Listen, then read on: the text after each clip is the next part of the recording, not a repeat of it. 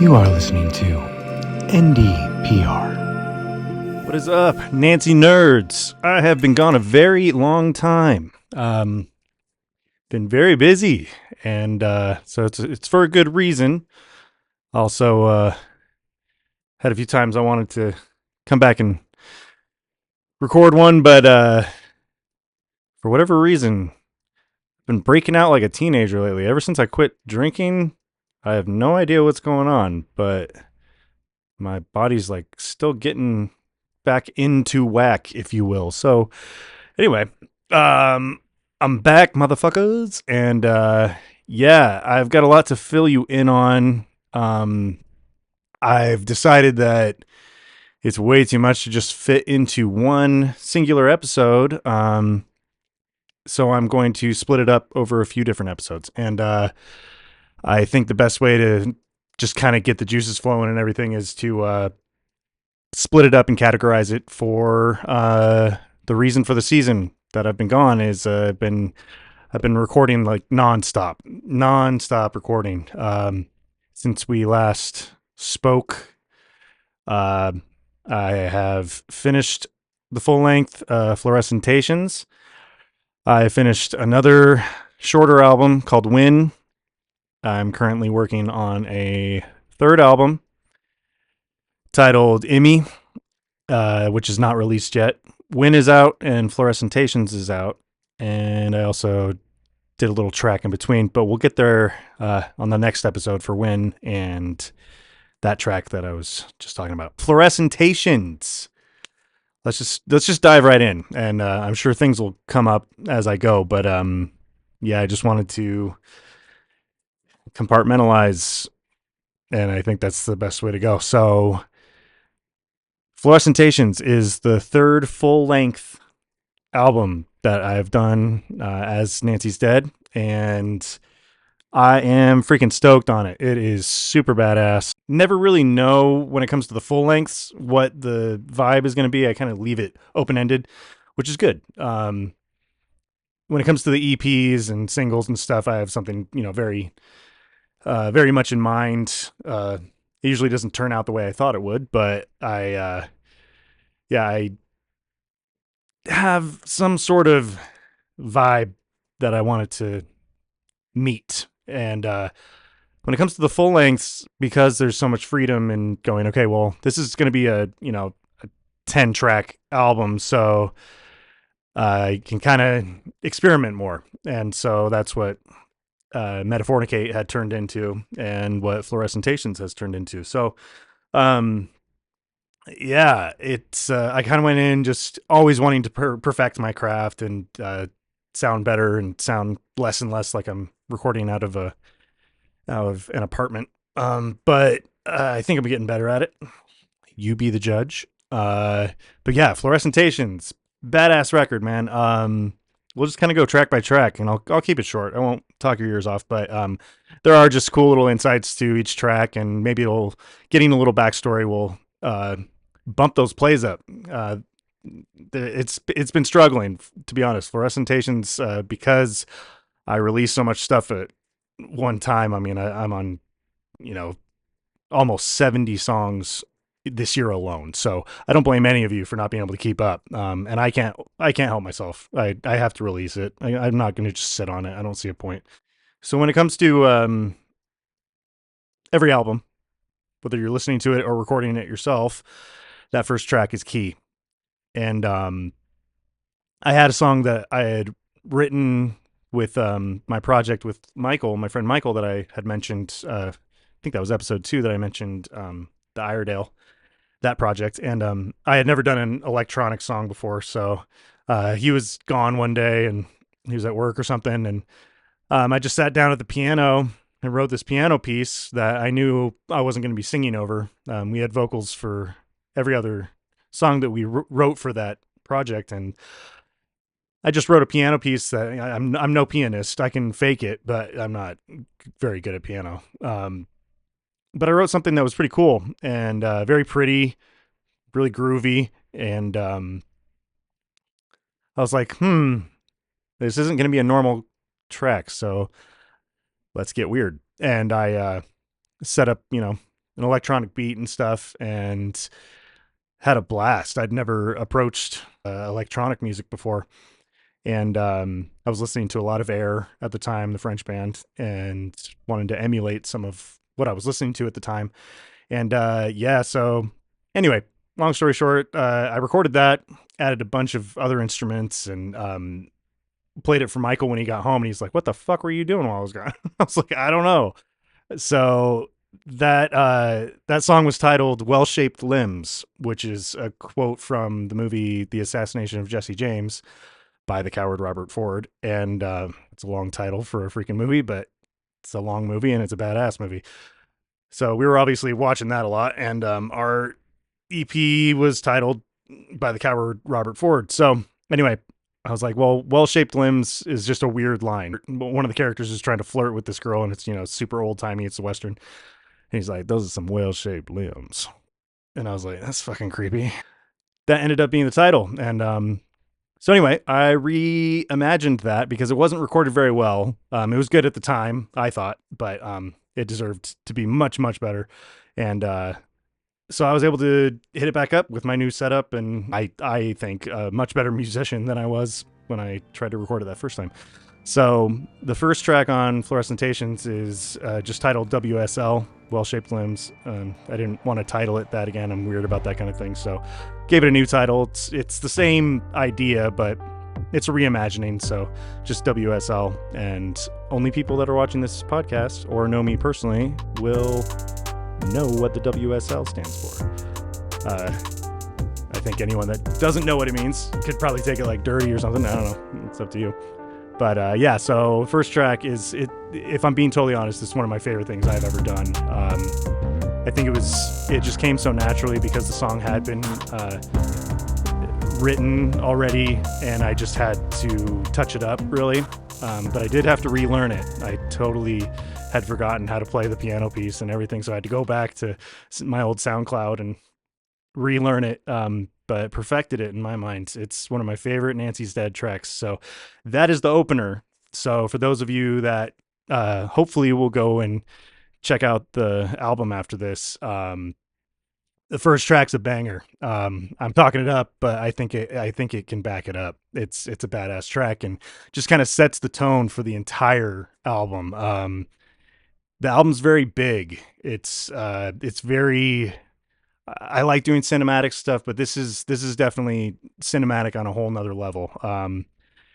Still a crap load of electronics, but I also kind of found a way to tone them down, um, and get them to sound a little more acousticy, a little more just grimy. I wanted the whole album to have a very outdoorsy feel to it, almost like like I pictured like a computer, like the computer in the scene in Jurassic Park when they're at the dig site for the Velociraptor. That was kind of like that's what I had in mind for the kind of computer that what kind of music would that computer generate?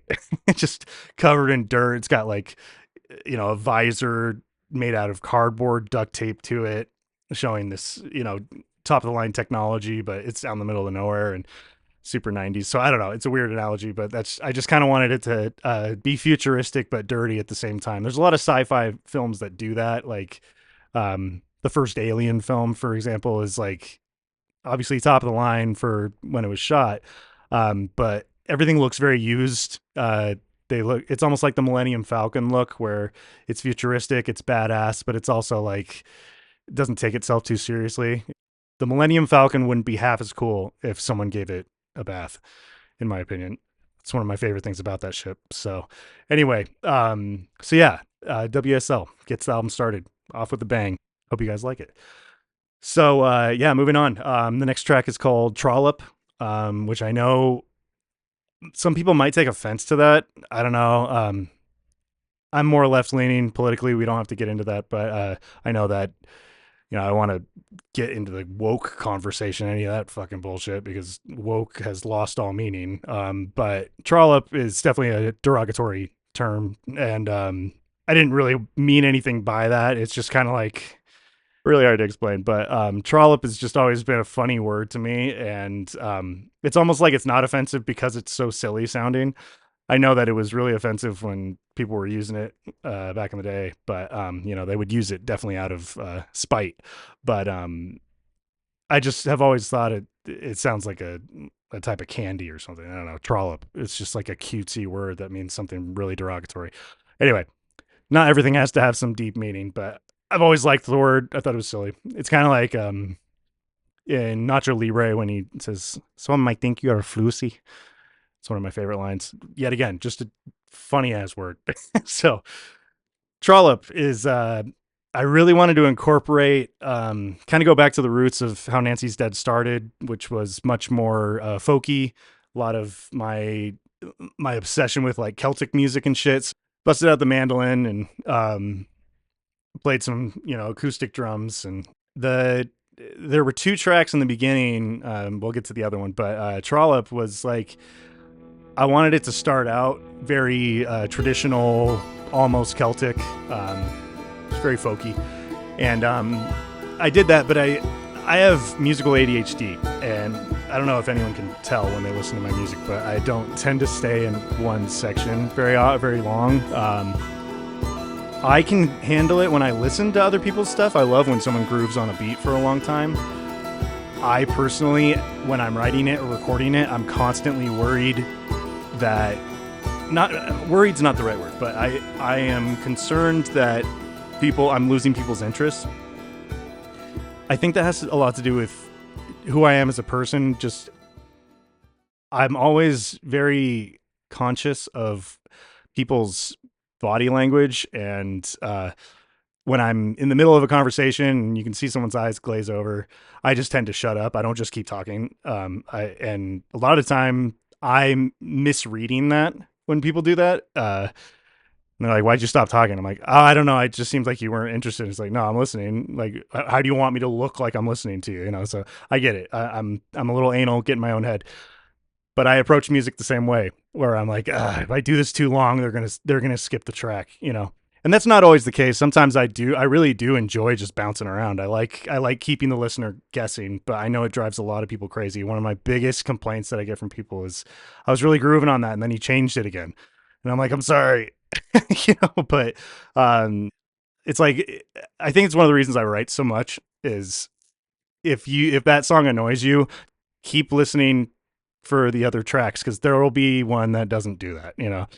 So every track's different, and sometimes it just needs to change out of nowhere. That's just my opinion. So anyway, trollop goes from very traditional to this kind of weird break, and then super groovy digital badass groove beat. In my opinion, it's awesome. Same key and everything, but totally different. Same time signature and everything, but it feels like a different song. But I'm good at transitions, if I do say so myself. So anyway, just totally changes. Gets all sexy at the end. And then the traditional comes back in. So you'll hear it when you hear it, but that's trollop. And hopefully, here I go. Hopefully I'm not boring you guys, but getting back in the groove. So let's just I'm really proud of this record, like really, really proud. So I was hoping that a little backstory might help. I know that I personally I love behind the scenes shit. I love seeing how everything's made. I love going to Wikipedia and searching the background for a side actor in a movie that you're like, I wonder, where do they go? What happened with their life? That kind of shit. So you got to put up with me. After trollop, we've got volatile varnish, and it is a tongue twister. This one I'm pretty proud of because it was born from a bass line that I wrote for Nancy Plays Nurse back in the day that made it to a very early version of Knotting Up on the Bandstand. For you Nancy fans out there, we ended up really playing that song a lot, and people loved it. But there was a bass line that I wrote for it that just didn't work with the live vibe, and so it just kind of sat in the back of my mind for a very long time. I ended up changing the key of it and everything, but this whole track, Volatile Varnish, was based around that bass track. So the bass was the bass. I tweaked it a little bit, but yeah. So that was the basis of it, and something really beautiful blossomed. I busted out some full-blown acoustic guitar strumming on it, very melodic, that I hadn't really explored too much of with Nancy's Dead, except for the first EP, which was its own thing. But once I got more electronic, I was plucking strings, but I wasn't strumming it, like I was for all those years as an emo kid. But yeah, I decided to I'll just throw it in. It's Nancy's Dead. I can do whatever the hell I want. It doesn't matter if it's not super grimy. I'm gonna go super pop right here for no reason. So the ending's pretty poppy and it's cool. It's big, and kind of triumphant, if you will. It's a weird track. It doesn't really have one specific idea. It's another warm up track just to let you know like the many layers that you're about to hear throughout. And so I'm proud of that one. One of my favorite things about that track was I was kind of nervous about it, and I finished it and I sent it over to Michael and just to see what he thought.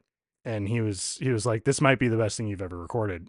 And it's weird. You never know what is going to click with people. You think you finish the song, you're like, "This is the shit. This is the best thing I've ever done." And you never get feedback. Like everyone's like, "Yeah, it was pretty good." And you're like, "Oh, okay." So, all right. And then they'll love a track that you weren't sure about at all. So everyone's got their own taste. But yeah, so Volatile Varnish, see for yourself. It's fun. It's a cool track. It's all over the place, but it flows really, really smoothly. That brings us to a very fun track after that. This next track was called Kitten. Kihtaen. And it's inspired by my cat, Endo. I always call him Kitten. And I thought, well, if I spell it weird, that could be a cool title. It kind of looks like a different language. Kitten. But yeah, it's another traditional one. Got some like weird chanting, and I recently bought a mouth harp. So the intro is very folky, some Irish flute, or tin whistle. Sorry.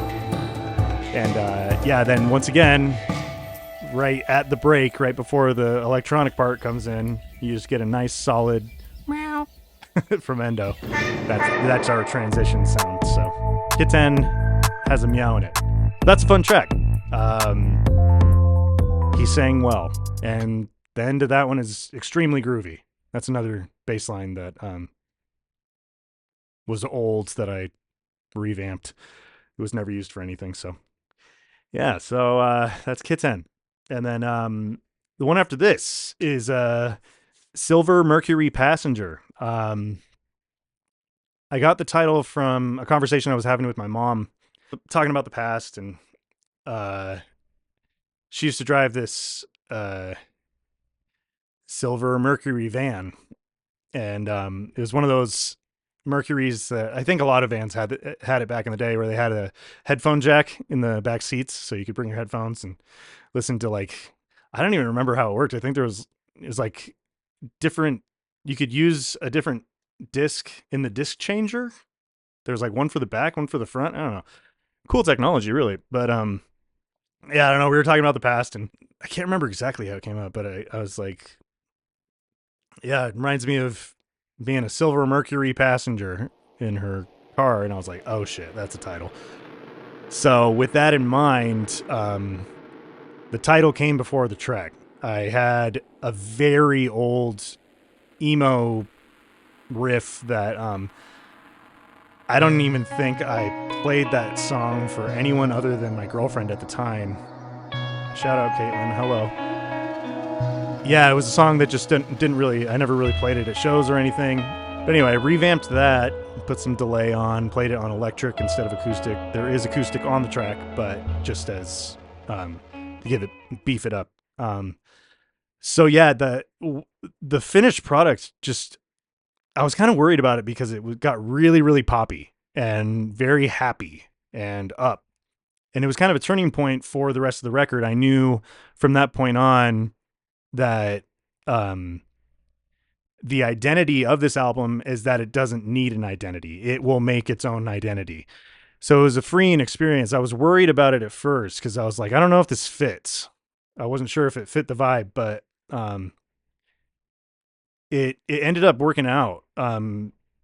It gave me a chance to approach recording that kind of music again, just with this new setup and this new thought process. So it turned out very poppy, and I actually just decided, okay, finally needs some vocals. So I had a poem that I had written a few months prior, when I was on one of my night walks, and it's kind of a depressing line, but it's it's true. And so I sing that a little bit. It's just at the very end. I know that people just are desperately always asking me to sing, and it's like, oh no, people are asking you to sing. How terrible! It's like, well, yeah, you know, I shouldn't be complaining, but um, at the moment, I'm just not. I'm not about vocals right now. They are inching their way back in, as you'll see. Vocals will make their way in naturally. I'm not going to force any vocals, and I'm also not going to totally uh, say that I won't do them either. So, uh, vocals will happen, folks, whenever I feel like it, whenever they fit. So anyway, Silver Mercury Passenger turned out very cool, pretty spacey at the end, very '90s vibe. But with that title, I had to go back to the '90s. And the '90s, if anyone hasn't noticed, are fucking in right now. Moving on. The track that follows that is Bohunk, and that's an old term as well. I was reading a lot of Steinbeck at the time, and Bohunk just stood out to me. But this track ended up being I don't. It could be my favorite on the record. I busted out the banjo that I got from Chris, my buddy Chris, after his mom tragically passed. She was a beautiful soul and left me a banjo to me, and I'm forever grateful. So it's named Susie after her, and so I busted Susie out, and starts out extremely folky, little mysterious. And yeah, it's just a bunch of riffs. You got the mandolin, banjo, three guitar parts, bass, and a bunch of cool sound effects. I was throwing a bunch of stuff on there, and then a really pretty heavy electronic beat comes in at the end. You don't really expect it. It comes in and kicks ass. So that's a fun one. That's an easy one to listen to. It's got a very easy to follow rhythm, and it's got a little break in the middle that's weird, but I always have to have a break somewhere. And yeah, so I'm very proud of that one. That one turned out good. Funny little story behind this one. The next one is E2 F1. And the reason for that is I've got a very old oven / stove that has been here well, it seems like it's been here since like the 60s, but it was here when I moved in. And it has this random annoying alarm that goes off. Still have no idea what it means. Something to do with the circuit board, but it just will beep randomly. It won't do it for 3 months, and then other times it'll do it 5 times in a day, and you have to go up and press it. It's just like clock or timer, and it'll turn off, but it just beeps and beeps and beeps and flashes E2 F1 over and over again. So I was like, well, I got to use that as a title somehow. And so very long electronic buildup on synthesizers, all these synths going on. And I just watched Tron, the original Tron, for my first time. So I was vibing and just went super electronic with it. And my computer ran out of disk space, so I had to transfer files real quick. Anyway, so yeah, E2F1, electronic, inspired by Tron. And then also inspired by a lot of The Cure and Nine Inch Nails in the middle there. So that's a quick little track. No Handle, No Latch is the next track, and this one's very special to me. It's dear to my heart. For those of you that know me, you're tired of hearing about it. But for those of you that don't know me, I am one of the biggest Lost fans on the face of the planet, and it's just the best show. It's just amazing. It's got its flaws, and that's why it's perfect. It's such a beautiful, tragic, cheesy, uh, touching, emotionally just deep, philosophical, nerdy, ridiculous show. It's just the perfect representation of life. I fucking love Lost, and I had to be coerced to watch it. Michael and my friend Robert, they just kept telling me, you got to watch Lost. And I'm like, people stuck on an island. I don't give a fuck. And they're like, nah, man, it's more than that. So they forced me to sit down and I watched it. And I was like, okay, we can watch another episode. Okay, we can watch another episode. And just like that, I was fucking hooked. So anyway, this title's a line from the show. Not going to give away any spoilers, but that's where the title comes from. No handle, no latch. And this is a very dark track. Kind of came out of nowhere. Piano riff that was kind of stale sitting around, and revamped it and added a bunch of new parts. And it was my first time using an actual soundbite. And it's from a scene with John Locke talking to Walt about the game of backgammon. What is it like checkers? No, really, it's a better game than checkers. But it's another Easter egg kind of thing. If you don't know the show, you don't know what the hell they're talking about. But it's a little inside thing for us Losties. And yeah, the track goes from, the whole thing's just kind of uneasy. You're not really sure what the hell's going on, and that was my intent. So it's groovy. My sister told me that it got her dancing, so that's a good sign. But yeah, it ends on this really, really dark, out of whack ending that I'm very proud of. I usually don't do stuff like that, and it was kind of out of my comfort zone. But I got some darkness out. I brought some of my gothic miles out, and that was a lot of fun. So I've got another project planned to be more similar to that, and the final track on the record, we'll get to that. But yeah, no handle, no latch. It's a blast. It's a weird one, so get ready. But it's cool. Definitely cool. Second to last track is called Faye. It's another weird one. Had some just movie soundtracks in mind, and the simplistic piano for the brilliant score that is used in Severance. I know that soundtrack and that show are getting a lot of attention, so I'm by no means alone in thinking that it's just this beautiful, simplistic piano piece that obviously he builds on and builds on. But I love when he strips it down and builds it back up and strips it back down, and just kind of different variations of this one simple piano line that's just haunting. It's tantalizing to the senses. It's cool. It's a really, really, really good score. So I wanted to do, it's nowhere near as good as that, but I wanted to do something. I was inspired by that. I wanted to try something on piano that was not super perfectly in time. So I just kind of started jamming, and I got this. I don't know if you guys have seen this guy. He's gone viral, but he plays this instrument called a can,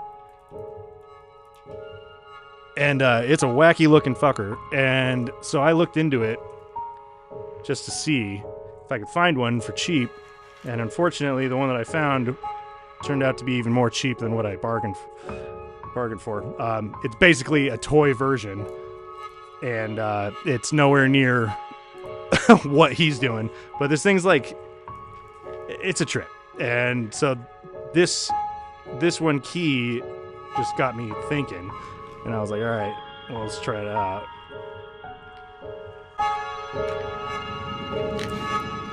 Anyway, it's cool. It's not what I was hoping. And it's got a lot of bad reviews that I should have read before I ordered it, but it did inspire Faye in its entirety. So thank you, little crappy toy can. Weird kind of Asian harmonica, just inspired me. So the song starts out very, very slow, just kind of this tinkling around piano and that thing going off, and some other creepy sounds and stuff. And then, yeah, so I just vibed on that for a sec, and then wanted to go very movie soundtrack with it, and went really, really big for the ending. And there's a lot going on there, so it's very cinematic. So that's a good one. Gets you ready for the finale, which is The Gutter. And The Gutter, kind of a funny story behind that name.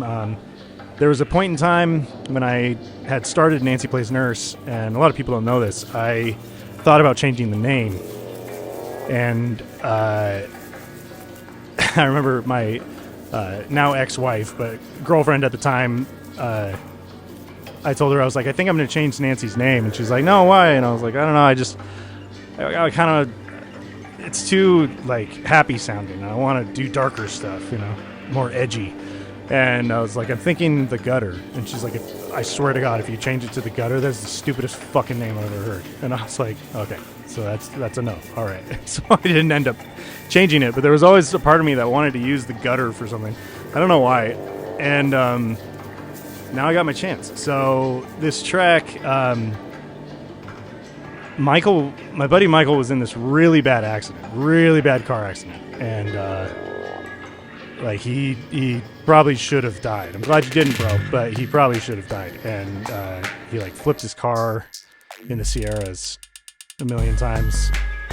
And when he came to, he had like a bunch of broken ribs and all these broken bones, and the engine of the car was sitting in his lap, leaking hot oil and shit. Long story. There was a picture of him that someone, I think his mom took or something, took of him after the accident, and he's just all fucked up. I'll pop it up right here. All fucked up. He looks like someone beat the shit out of a plum, with more plums. So, I don't know. I started messing with it, and I was hoping he wouldn't get upset, but I was like, I'm going to try to make this like kind of pretty and elegant, even though it's so brutal. And so I messed with it, and he was cool with it. He's like, that's crazy. But anyway, so the song wasn't written yet. I just knew that I wanted to use that as a single cover for some song at some point. I was thinking maybe album cover, but I wouldn't want that to be just like the main focus of the album is my best friend all fucked up. So this was the perfect opportunity. So the song is called The Gutter. That picture is the single art, and I had definitely had him in mind, his experience in mind when I wrote the track. I wrote the whole thing completely on the fly and knew I wanted to go really, really dark with it, just nothing but minor notes, and just have it make you feel just like, why am I grooving to this? Because this is really like uncomfortable. And I think I nailed it. So that's the final track you'll hear. It's got a little bit of horror chord in it, some distorted guitar at the end, pretty heavy. So yeah, it's a big hurrah. It's not exactly the way that you think the album's gonna end, but I couldn't really think of a better way to end it. The album's all over the place. Everything's very cohesive, but in my mind, but you just don't really expect it to end on kind of like a of like that's kind of a bad vibe. Like, it's a good song, but it's a kind of a leaves you in a weird mood. But that's okay, because then you can go to my next album and we'll talk about that one on the next episode. But thank you for listening to my bullshit. Sorry I was gone so long. Glad to be back, and I've got these next few episodes planned, and I've got a lot to catch up on, so I'm not going to be waiting. I'll probably shoot the next episode tomorrow, talk about Win, and then we'll get back on track. But I wanted to get this one out there. Like I said, hate to be that guy, but I really, really, really believe in this record, and I put a lot of time and energy into it. Not just like, oh, listen to it like it was hard. I just mean like I discovered a part of me while recording this one. It was really, really introspective and inspiring and deep and unexpected, and also very natural. even when I was doing stuff I hadn't done before, it was just very natural. It just kind of poured out of me, and I love when the process feels like that. So if you feel so inclined, it is up everywhere, and I've got a little ad that I put together. The graphic designing is going very well, by the way. Still very much enjoying it. Looking forward to doing this as long as possible until AI eats us in our sleep. So yeah, you'll see that at the end of this video. But thank you so much for sticking around. Sorry, this one was kind of a one-trick pony, but more to come, and I'll just bust these out real quick because I do want to let you all know I need to start approach this differently, how to promote. And because what I'm doing right now, I thought I was doing everything right, and nothing's working. It's not getting out there to the right people. I don't know. Just it's unfortunate. It's a big world out there. The internet is huge, and there's so many people making wonderful music, and it's hard to keep up. So I understand it, but I believe in this project, and I think that what I'm doing is it's at least different enough to where, given the right listeners, it could really stand out, and someone might get it. And I don't want to change anything about my approach as far as the recording process goes. So, and I can't get behind TikTok. I'm glad that people can do that. Um, I I just don't think it's for me. That's not how I would like to move forward with promoting my music, and that's being stubborn. I understand that, but I can't just do cutesy little videos with the latest filter and the latest trends and stuff. That's just not me. And I don't look down on anyone that does. It looks like y'all are having a lot of fun on TikTok. And it's getting a lot of creativity out that wouldn't get noticed otherwise. So there are good sides to it. I just know that personally for me, it's not for me. And so I got to find other ways. And I think it's proving that the more I look online, it's proving that people are kind of desperately wanting to cling on to some old school techniques and old school sounds and old school approach. And um, I'm your guy for that. So uh, I just got to get some funds to. I know that merchandise is huge, and I would love to get you guys merch. So um, I don't want to be the guy to ask for money, but the best way to get any money, if you are feeling generous, I know money's tight right now, but I want to get some merch out to you guys. I want to get some physical copies, maybe press some vinyl or something. And the best way to do that, the only way that my music does cost money and you can pay me directly is iTunes. I get like a percentage, but it's terrible. Bandcamp is the way to go. Bandcamp gets forgotten about a lot because it's just not as big as the other ones, but it's definitely listener friendly, and most importantly, it's artist friendly. That's the best part. It's so simple. It's almost like MySpace to Facebook, as far as it's for the music as opposed to just everything else that comes with the scene. So it's very straightforward. I've said it before. It gives you the option on Bandcamp to pay me. I have the option to just charge, and I don't think that's fair. So it's a name your price. If you want to pay, cool. If not, you can still listen to it. But yeah, if you want to get money my way, and I can really get started on, I've got all the designs. I've got plenty of designs, too many designs for t-shirts, fucking anything, man. I'm down to put some of this stuff on shirts and let you guys rock my shit, because I know that kind of connection is very important. Yeah, Nancy's Dead on Bandcamp. If you feel like it, if I see a little shoot up in sales, I'll know why. So thank you in advance, and let's keep the ball rolling. I'll see you guys soon, all right? Nancy Nerds, love you. Stick around. Bye.